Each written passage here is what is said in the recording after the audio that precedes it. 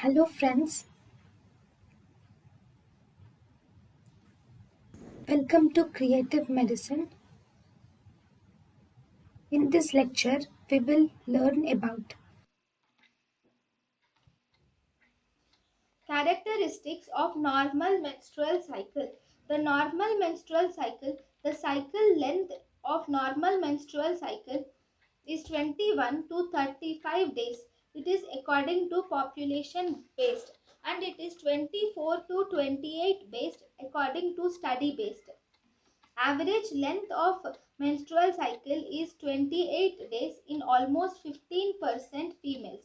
Number of days of bleeding is 2 to 7 days, and average days of bleeding is 4 to 6 days.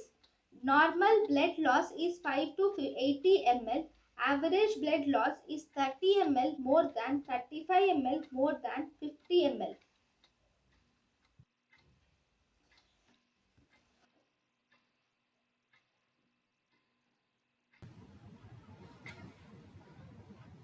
thank you and thank you for watching.